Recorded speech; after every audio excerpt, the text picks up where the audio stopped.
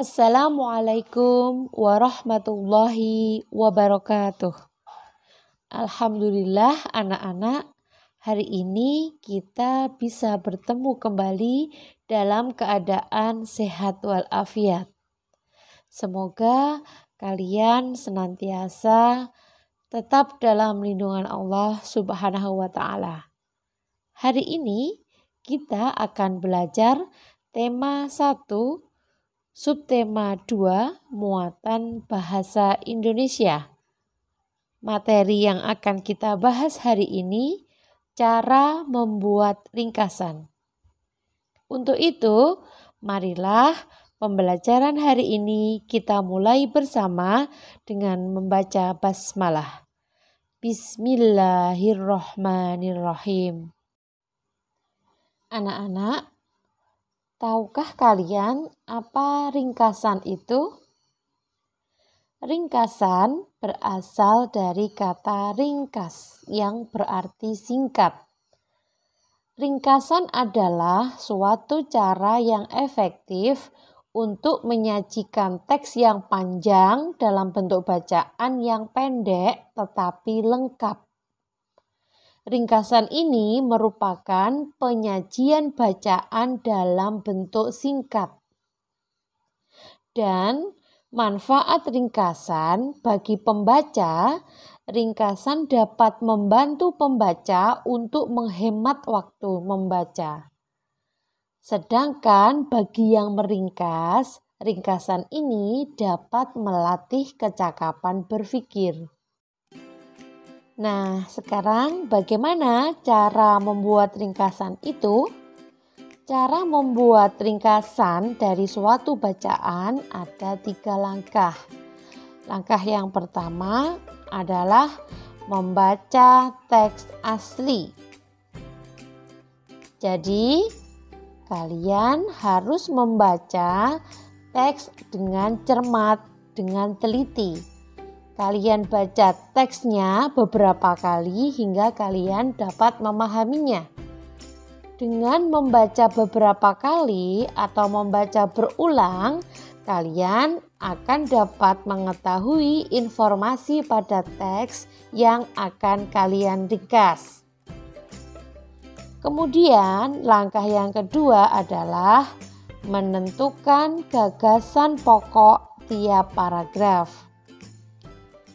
Pada langkah kedua ini, kalian menentukan gagasan pokok pada tiap paragraf yang akan diringkas.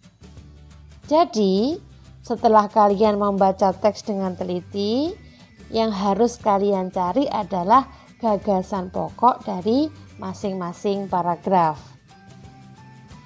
Selanjutnya, langkah ketiga adalah menulis ringkasan. Dari hasil langkah kedua tadi, gagasan pokok yang kalian peroleh dari tiap-tiap paragraf itu susunlah menjadi sebuah paragraf.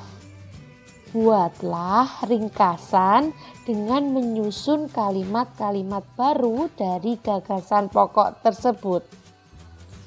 Setelah itu, bacalah kembali ringkasan yang telah kalian buat. Apakah ringkasan itu sudah utuh isinya? Apakah sesuai dengan gagasan pokok atau sesuai dengan informasi dalam bacaan atau dalam teks? Jika belum sesuai, jika belum menjadi paragraf yang padu, yang utuh, kalian bisa menambahkan kalimat atau gagasan penjelas agar ringkasan tersebut menjadi ringkasan yang padu atau lengkap. Agar kalian bisa memahaminya, coba kalian buka buku tema 1 halaman 110. Teks yang berjudul Perbedaan Bukanlah Penghalang.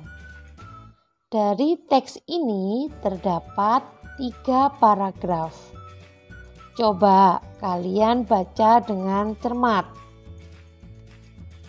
Setelah kalian membaca teks bacaan dengan cermat dan berulang-ulang, ayo sekarang kita mencoba mencari gagasan pokok dari masing-masing paragraf. Paragraf 1, gagasan pokoknya ya, menghias kelas tanggung jawab bersama. Dan gagasan pendukungnya berarti kalimat selain gagasan pokok tersebut. Contohnya, hari Minggu ini sekolah terlihat ramai. Semua siswa diminta datang ke sekolah untuk menghias kelas. Hari Senin akan diadakan lomba menyambut hari kemerdekaan. Udin dan teman-teman sekelasnya juga datang ke sekolah. Lanjut untuk paragraf 2. Dari paragraf yang telah kalian baca, gagasan pokok dari paragraf 2 adalah hampir semua siswa di kelas Udin sudah hadir. Dan gagasan pendukungnya diantaranya, Edo dan Marta belum terlihat. Mereka harus pergi ke sekolah minggu di gereja. Udin dan Siti mampir ke rumah Edo, lalu ke rumah Marta untuk mengambil bahan dan hiasan kelas. Perbedaan waktu dan cara beribadah tidak menghalangi niat kerjasama mereka. Dan yang terakhir paragraf 3. Gagasan pokok dari paragraf 3 ini adalah siang hari sekolah semakin ramai. Gagasan pendukung diantaranya, selesai ibadah pagi di gereja, Edo dan Marta menyusul datang ke sekolah. Udin dan teman-teman berbagi tugas. Ketika tiba waktu sholat zuhur, Udin dan Siti menjalankan ibadahnya. Edo, Marta, Dayu yang tidak menjalankan ibadah sholat melanjutkan pekerjaan menghias kelas. Nah, dari gagasan pokok yang sudah kita temukan tadi, kita tulis kembali untuk paragraf 1, menghias kelas tanggung jawab bersama. Paragraf 2, hampir semua siswa di kelas Udin sudah hadir. Paragraf ketiga, siang hari sekolah semakin ramai. Apabila dalam menyusun ringkasan dengan memadukan gagasan pokok tidak menjadi kalimat yang padu, maka ringkasan bisa mengambil kalimat dari beberapa gagasan pendukung supaya ringkasan menjadi padu dan berkesinambungan. Jadi, dari gagasan pokok yang sudah kalian temukan ini, kalian bisa menambahkan beberapa gagasan pendukung agar paragraf yang dihasilkan menjadi padu dan lengkap serta berkesinambungan. Sebagai contoh, hasil dari ringkasan teks dengan judul "Perbedaan Bukanlah Penghalang" bisa disajikan seperti ini. Menghias kelas merupakan tanggung jawab bersama. Pada hari Minggu, semua siswa di sekolah Udin diminta datang ke sekolah untuk menghias kelas masing-masing karena akan diadakan lomba menyambut hari kemerdekaan. Paragraf 2, hampir semua siswa di kelas Udin sudah hadir, namun Edo dan Marta belum terlihat karena pergi ke sekolah gereja. Sebelum berangkat ke sekolah, Udin dan Siti mampir ke rumah Edo dan Marta untuk mengambil bahan hiasan kelas.